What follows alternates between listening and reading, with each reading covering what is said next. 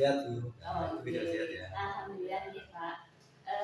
Pangapunten Pak, ini saya mendapatkan tugas dari kegiatan guru penggerak untuk melaksanakan wawancara kepada kepala sekolah terkait tentang pengambilan keputusan. Kalau sakit mulai wawancara nih Pak ya? Boleh. Baik. Nah, selama panjenengan ini sebagai kepala sekolah, bagaimana jenengan itu mengidentifikasi kasus yang merupakan dilema etika atau tujuan moral? Kita menerima data-data dulu yang pertama, data-data keadaan seandainya ada suatu masalah. Kemudian masalah itu kita istilahnya itu dievaluasi dulu kebenaran dan tidaknya. Kemudian kita baru mengambil yaitu tindakan analisa yang paling tepat dan paling benar. Jadi menggunakan langkah-langkah. Iya, tidak sekali langsung. Kadang ada data itu kadang ada tidak benar dan ada yang benar, mungkin itu. Oh iya. Ya berarti laporan pun juga kadang laporan itu benar, ada laporan itu tidak. Jadi kita harus hati-hati untuk mengambil tindakan itu supaya kita tindakan itu tidak gegabah. Lalu selama ini panjenengan sebagai kepala sekolah itu kalau mengambil keputusan di sekolah, terutama kasus-kasus yang ada dua kepentingan yang mungkin sama-sama benar atau sama-sama mengandung nilai kebajikan, itu bagaimana jenengan pengambilan keputusannya? Kita kebajikan atau atasnya kebijaksanaan itu kita satu harus tahu nilai-nilai norma ya, berpegangan pada aturan atau tata cara yang sudah itu kita mengikuti aturan dari pemerintah. Satu, kemudian yang kedua ya kita mengikuti norma agama itu saya pikir. Oh, okay. Ya. Jadi harus berpegangan pada iya, aturan pemerintah dan juga nilai-nilai norma yang ada gitu ya Pak gitu. Berarti yang jenengan lakukan itu mengidentifikasi masalah tadi ya, mengidentifikasi masalahnya, dengan kumpulkan faktanya, terus dengan cari solusinya tadi seperti itu deh. Kemudian untuk selanjutnya langkah-langkahnya, gagasan nyatanya seperti apa yang pernah Bapak lakukan saat berhadapan dengan keadaan dilema ketika semacam itu?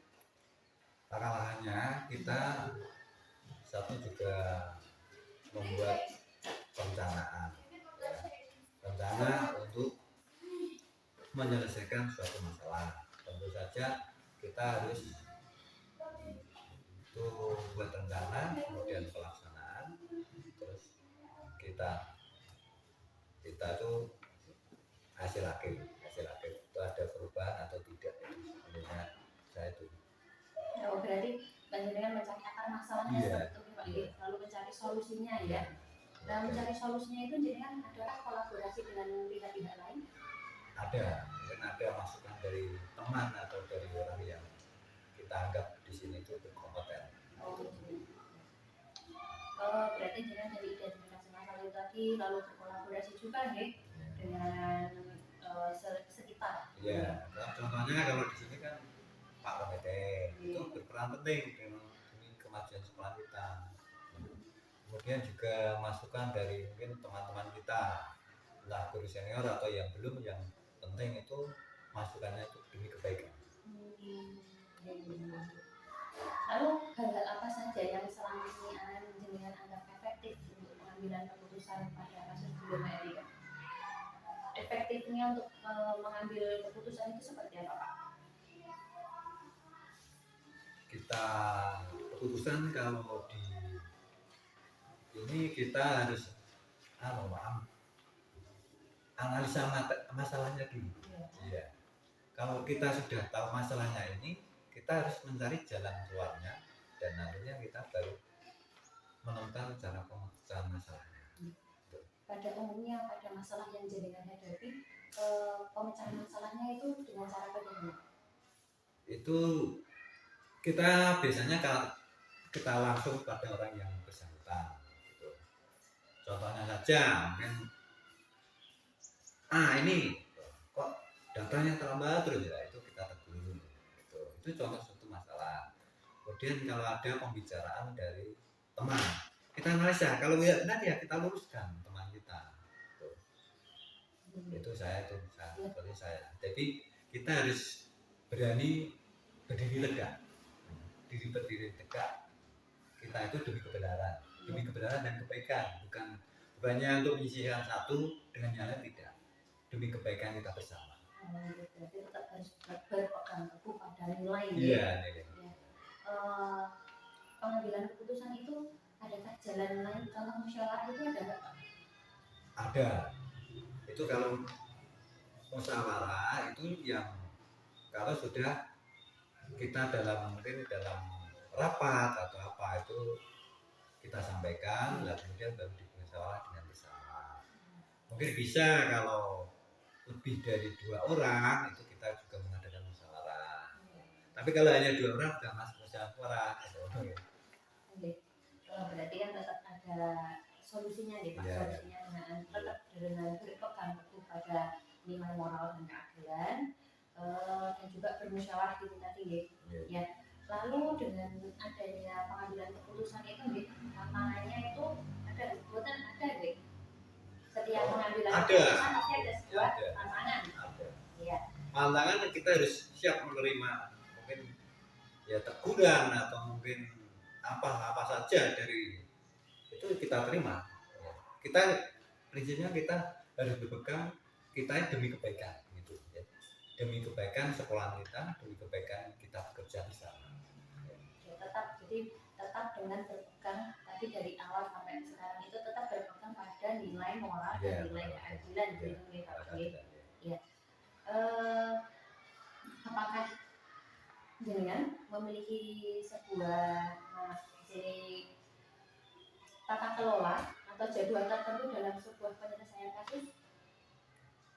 Itu tinggal masalahnya. Kalau masalahnya berat itu tentu kita punya jadwal, kita saja dengan itu punya masalah ya, itu bisa diselesaikan sekali atau tidak. Kalau bisa sekali ya cukup dijatuhkan 1 kali atau 2 kali. Tapi kalau tidak bisa selesaikan ya 1 kali, 2 kali, 3 kali. Kalau memang di sekolah tidak bisa, baru kita ke atasan kita.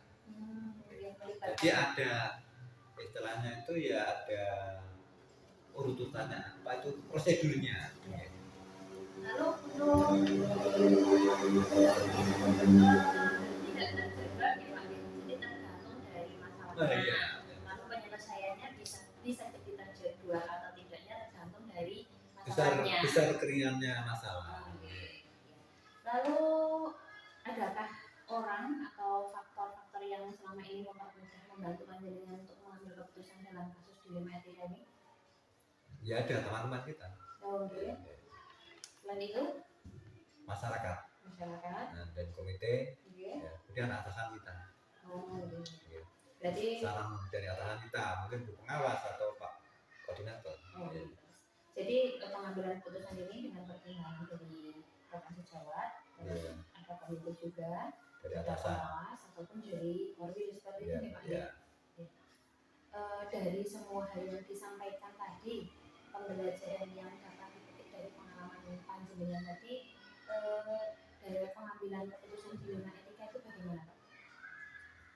Pembelajaran yang sudah terjadi itu yaitu tadi ada tanya ya tindakan secara langsung atau mungkin dengan musyawarah ya, itu musyawarah bersama yang akhirnya itu kita bisa menyelesaikan suatu masalah demi kebaikan sekolah kita bersama. Berarti di sini pembelajarannya di sini kuncinya adalah diskusi ya Pak, diskusi musyawarah untuk menyelesaikan masalah, kebaikan kita semua dulu ya. Tidak ada dengan tetap mempertahankan nilai moral dan nilai keadilan. Ya. Terima kasih Pak. Ini tadi sudah dapat banyak pelajaran saya di sini. Ini diskusi saya yang dapat saya lakukan, semoga bermanfaat untuk saya sendiri dan untuk kita semua. Terima kasih atas waktunya dan mohon doanya untuk penyelesaian webinar ini. Terima kasih. Sama-sama ya. Terima kasih Pak. Assalamualaikum Bu Ali. Terima kasih. Alhamdulillah saya. Bu Eri gimana? Sehat? Alhamdulillah agak sedikit. Agak sedikit dulu ya. Sudah cepat sembuh ya Bu Eri ya. Sebelumnya saya minta maaf mengganggu waktu Bu Ari. Saya mendapatkan tugas dari beberapa guru penggerak untuk melakukan wawancara dengan kepala sekolah. Jadi saya salah satunya memilih Bu Ari untuk saya wawancarai terkait dengan pengambilan keputusan. Bisa Bu Ari? Alhamdulillah longgar. Kebetulan tadi sebenarnya ada beberapa kegiatan ini sudah selesai. Sudah sampai tahap mana ini Ibu Penggerak? Aku masuk 23 masih sedikit gitu. lagi. Mungkin lancar. Amin. Namanya Bu Ari. Silakan. Bu Ari sudah jadi kepala sekolah ini ya, walaupun belum lama tapi pasti sudah mengalami beberapa kegiatan ataupun ada hal-hal yang lain dalam selama kepemimpinan Bu Ari ini ya. Jadi saya mau tanyakan itu selama ini bagaimana panjenengan itu bertemu atau dengan inovasi dengan adanya kasus-kasus yang berhubungan dengan tindakan etika atau pencemaran nama.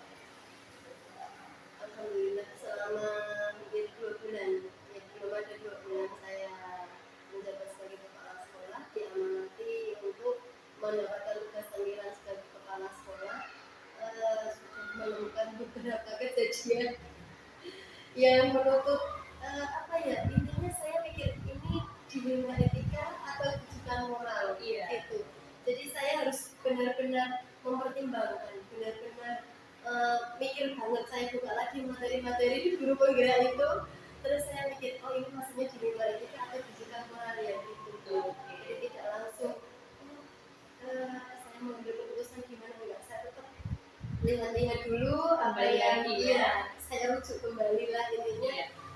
Saya ketika saya membuat keputusan harus ada dasar yang menjadi pertimbangan. Oke ya, jadi bisa memutuskan ini bagaimana langkahnya seperti itu ya Bu ya. Lalu selama ini Anda itu menjalankan pengambilan keputusan di sekolah, terutama dalam kasus-kasus di mana ada dua kepentingan yang sama-sama benar atau sama-sama mengandung nilai kebajikan. Kalau saya pertimbangannya pakai kebajikan universal, mempertimbangkan dengan nilai kebajikan universal, dan pastinya nilainya yang benar lawan benar. Soalnya kalau yang benar lawan salah, saya yakin itu pasti tujuan moral. Iya betul sekali. Sudah menemukan kasus apa itu contohnya? Banyak kasus. Sebagian kalau mau di-up juga. Iya. Tapi yang masalah kedisiplinan biasanya. Yang mungkin dulu sudah dilaksanakan, namun seiring pergantian transisi kepala sekolah, kemudian digantikan yang baru, berubah kepribadiannya atau kebiasaannya. Ini saya luruskan lagi. Lalu terkait adanya masalah seperti itu, langkah-langkah atau prosedur seperti apa yang bisa dilakukan? Biasanya saya melaksanakan musyawarah dengan teman-teman.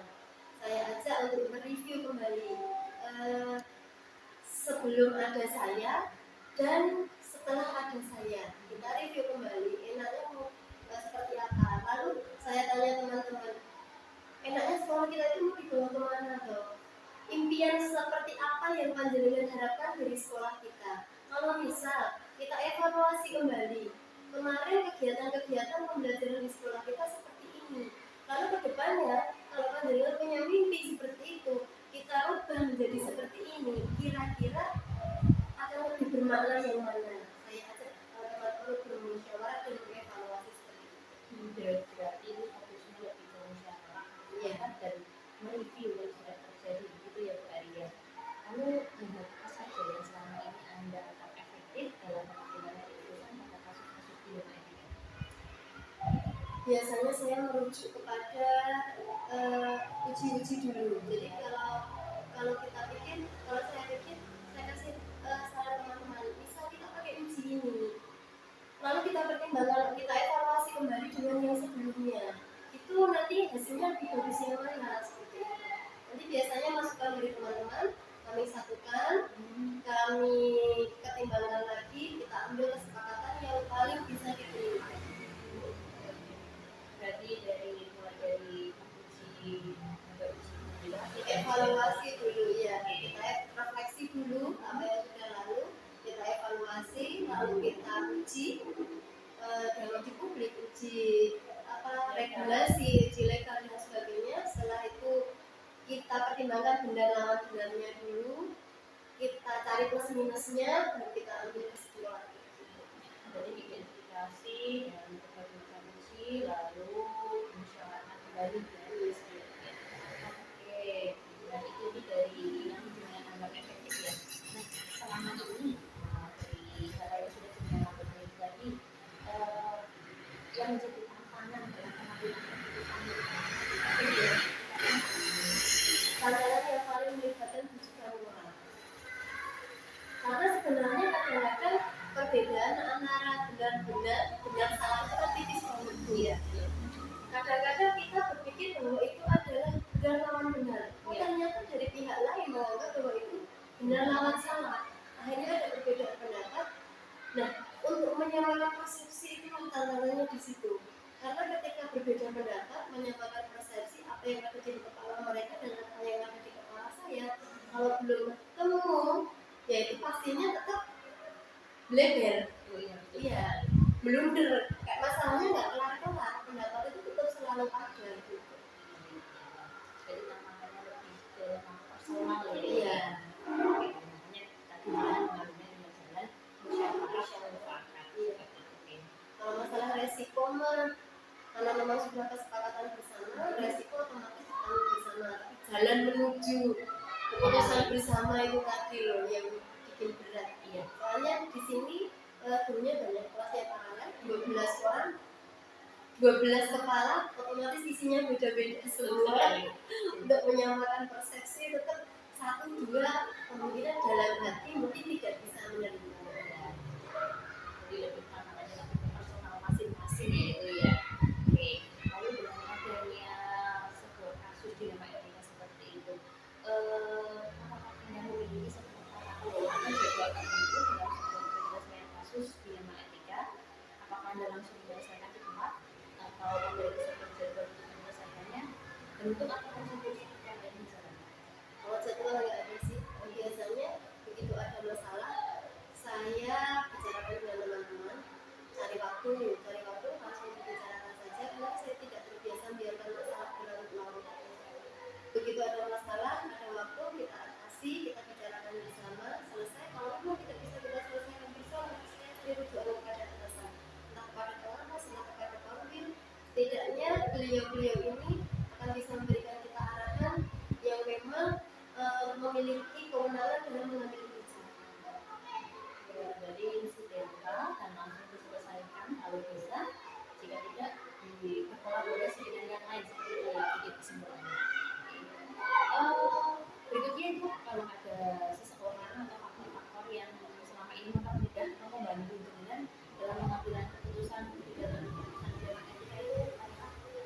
Lalunya teman-teman sesama guru, kemudian ada juga komite pengawas, formil juga. Karena kalau tanpa mereka saya tidak mungkin mengambil kebijakan sendiri.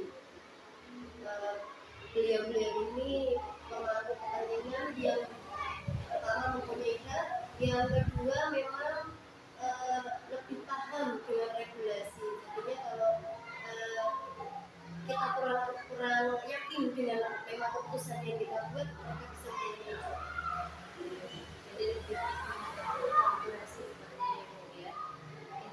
Terakhir ini dari semua hal yang telah disampaikan, belajar apa yang dapat dijadikan petik dari pengalaman Anda dalam mengambil keputusan dilema etika? Banyak pembelajaran sebenarnya, tapi apa ya, kalau selama ini saya cuma berusaha dulu, apapun itu berupa pembelajaran, tapi proses, terutama proses untuk menuju kesepakatan itu kita butuh sabar dan toleransi, karena itu kuncinya, dan berpegang pada uji legalitas yang penting. Karena kalau kita sudah berusaha toleransi, berusaha bersabar, tapi jika itu tidak sesuai dengan uji legalitas dan uji publik, nanti kembalinya kita yang kena resikonya. Toleransi prosesnya menyatukan Iya, tadi kan berkomunikasi dengan rekan sejawat yang mana dengan banyak kepala dan banyak pendapat. Kadang-kadang kita sudah sepakat tapi ternyata di atasan tidak diterima. Oh enggak gitu. Oh iya betul sekali. Iya. Terima kasih Bu Ari, waktunya banyak sekali pembelajaran yang bisa saya ambil dari pengalaman-pengalaman yang jenengan alami untuk kedepannya sebagai bekal saya juga untuk bisa kedepannya menjadi lebih baik dan bisa mengambil keputusan yang lebih bijak. Semoga kegiatan berpenggeraknya berjalan lancar. Amin. Semoga nanti sekarang lulus jadi kepala sekolah. Terima kasih Bu Ari. Atas waktunya saya mohon pamit. Amin. Assalamualaikum warahmatullahi wabarakatuh. Waalaikumsalam warahmatullahi wabarakatuh.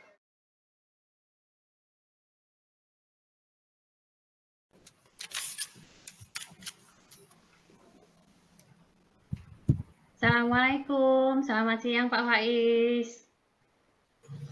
Waalaikumsalam Bu Rika, selamat siang juga. Gimana nih Pak Faiz kabarnya? Lama nggak ketemu ya? Alhamdulillah ini baik-baik saja. Bu Rika gimana kabarnya? Alhamdulillah sehat Pak Faiz. Mohon maaf ini panggilannya saya rekam ya karena saya mendapatkan tugas dari guru penggerak untuk mewawancarai kepala sekolah berkaitan dengan pengambilan keputusan. Mohon izin waktunya Pak Faiz. Oh iya ya silahkan. Oke, terima kasih Pak Faiz waktunya. Jadi ini ada beberapa pertanyaan yang mau saya tanyakan ke panjenengan tentang pengambilan keputusan sebagai seorang pemimpin pembelajaran.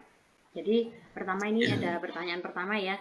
Selama ini bagaimana Anda dapat mengidentifikasi kasus-kasus yang merupakan dilema etika atau bujukan moral? Jadi antara dilema etika dan bujukan moral ya. Kalau dilema etika itu kan antara dalam kasus tersebut terdapat dua nilai kebajikan atau kebaikan yang dua-duanya itu sama-sama baik dan tangan dalam kasus tersebut. Apakah nilai yang saling bertentangan itu dua-duanya itu kebajikan semua nilainya atau kebaikan semua, atau salah satu nilai itu kebajikan dan salah satu nilainya itu bukan kebajikan. Tentunya kalau dua-duanya itu adalah nilai kebajikan, itu menjadi dilema etika, dan dalam pengambilan keputusan itu buat saya sangat sulit. Kalau bujukan moral itu kan sudah pasti, yang satu nilainya kebajikan dan satu nilai yang bukan kebajikan, itu sudah pasti membuat keputusannya itu mudah. Jadi saya mengidentifikasinya berdasarkan nilai-nilai yang saling bertentangan dalam permasalahan tersebut. Oh demikian ya Pak Faiz ya, berarti bisa dikatakan dilema etika itu benar lawan benar, sedangkan bujukan moral itu benar lawan salah, begitu ya? Iya Bu. Nah, dari selama ini bagaimana Bapak dalam pengambilan keputusan di sekolah, terutama yang berkaitan dengan dilema etika maupun bujukan moral, di mana munculnya ada dua kepentingan yang saling berlawanan? Dilema etika ya ini, dua-duanya sama benar ya. Tentu saja itu sebuah kesulitan ya Bu, karena mempunyai dua pertimbangan yang tentunya sama-sama benar. Kalau biasanya yang saya lakukan, kebetulan saya juga mendapatkan materi ini dari guru penggerak juga. Biasanya saya mempertimbangkan 9 langkah pengambilan keputusan Bu.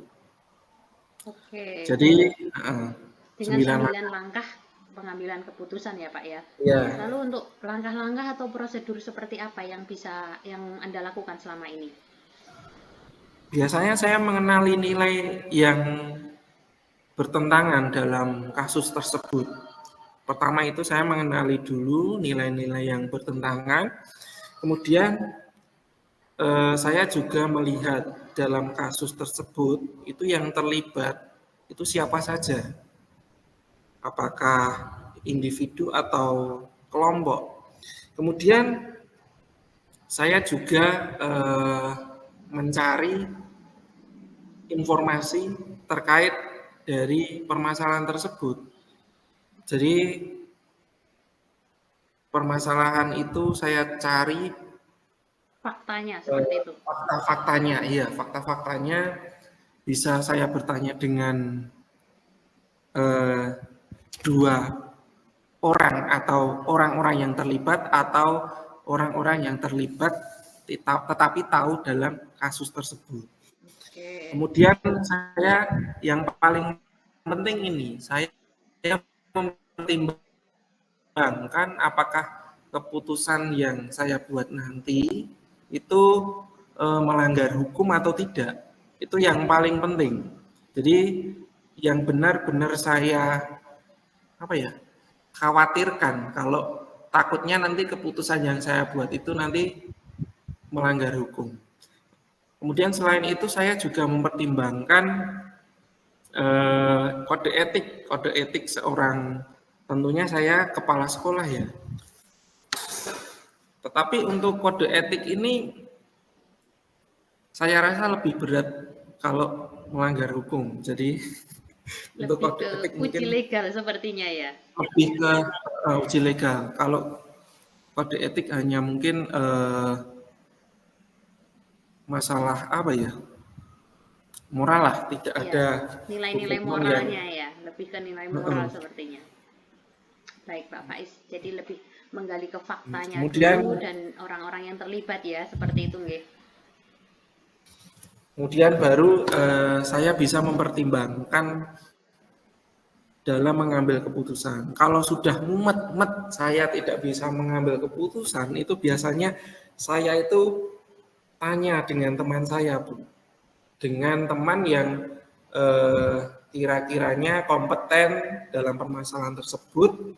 Tetapi saya di sini tanya itu bukan berarti kok mengumbar aib gitu ya, saya nggak nyebut nama atau apalah, cuma garis besar kondisi aja lah seperti itu. Oke, baik Pak Faiz. Nah, mungkin itu juga ya, ya mungkin itu penggalian fakta, terus menggali siapa yang terlibat dan juga mengambil beberapa pertimbangan dan resiko gitu nggih Pak Faiz nggih, langkah-langkah panjenengan tadi. Ya. Kalau selama ini hal-hal apa yang jenengan anggap efektif dalam pengambilan keputusan pada kasus dilema etika? Jadi jenengan pengambilan keputusannya itu lebih efektifnya itu dengan cara yang seperti apa? Kalau saya itu malah lebih efektifnya itu dengan uji legal, uji kode etik, terus di publik ya. Intuisi dan juga publikasi. Ya, jadi tidak bisa sama sajalah berbasis rule based thinking atau apa itu? Ya, rule based thinking, terus earn based thinking, dan apa satunya? Care based thinking ya? Iya, betul. Mungkin itu yang berarti lebih yang saya gunakan dalam lebih dikembalikan kepada nilai-nilainya ya Pak ya, dan uji-uji yang harus dilakukan untuk efektivitasnya. Lalu hal apa saja yang selama ini menjadi tantangan jenengan dalam pengambilan keputusan pada kasus dilema etika?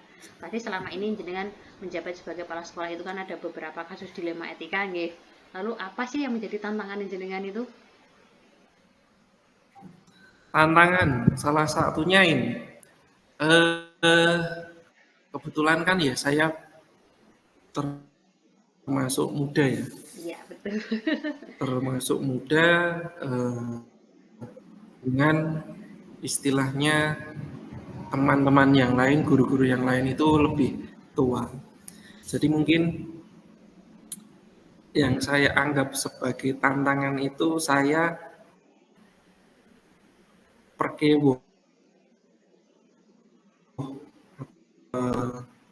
berikan sehat kepada yang lebih tua dari saya, seperti itu. Itu tantangan yang yang selama ini sebenarnya ya itu diri saya sendiri. orangnya perkebuan seperti itu. Itu Iya, mungkin seperti itu tantangan. karena usia, walaupun sebenarnya jenengan itu yang memegang Iya, jabatan lebih tinggi untuk mengambil keputusan, tapi karena ada yang lebih sepuh, iya, itu yang menjadi jenengan agak berat untuk mengambil keputusan, takutnya nanti berefek kepada yang lain, seperti itu nggih, yang bisa saya tarik kesimpulan. iya, Oke. betul sekali. Iya. Selanjutnya Pak Faiz, apakah Anda memiliki sebuah tata kelola atau jadwal tertentu dalam penyelesaian kasus dilema etika? Apakah Anda langsung menyelesaikannya di tempat atau memiliki jadwal untuk menyelesaikannya? Bentuk dan prosedurnya itu seperti apa? Bisa dijelaskan? Kalau terjadwal sih enggak ya Bu ya. Cuma saya melihat dari permasalahan tersebut, kalau kiranya permasalahan tersebut itu darurat atau urgen untuk segera diselesaikan, ya saya harus segera selesaikan.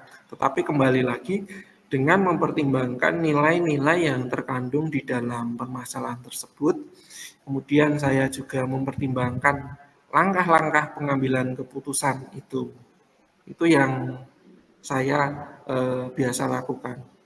Berarti lebih ke Untuk insidental ya Pak ya, insidental dan insidental. urgensinya mana yang lebih penting dan mana yang bisa diselesaikan terlebih dahulu, seperti itu nggih? Iya Bu. Oke, iya. Selanjutnya, itu kan tadi tentang permasalahannya. Nah, ketika adanya sebuah permasalahan, adakah seseorang atau faktor-faktor apa yang selama ini mempermudah jenengan atau membantu jenengan dalam pengambilan keputusan dalam kasus-kasus dilema etika? Faktor-faktor yang mempermudah. Iya. Atau seseorang ya. Nah, Iya, kalau betul. seseorang ini mungkin yaitu tadi rekan sejawat atau atasan saya, sekiranya saya sudah buntu dalam penyelesaian tersebut, saya bisa bertanya kalau mereka dalam posisi saya itu apa yang akan mereka lakukan, seperti itu. Berarti lebih mengedepankan kolaborasi nggih Iya. bersama stakeholder dan juga menggunakan apa namanya panutan, seperti itu Betul yang saya sekali. tangkap. Laras Pak Faiz? Iya betul Bu. Ya, oke. Terakhir nih Pak Faiz, nggak usah banyak-banyak nih, kayaknya ceritanya panjang nanti. Terakhir nih, dari semua hal yang disampaikan tadi, pembelajaran apa yang dapat panjenengan petik dari pengalaman Anda untuk mengambil keputusan dilema etika? Untuk pembelajarannya, sebelum membuat keputusan harus benar-benar dilihat dulu nilai-nilainya, resikonya, dan juga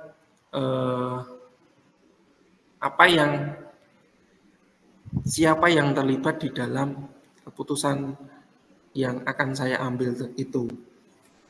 Itu istilahnya apa ini? Quotes atau apa ya?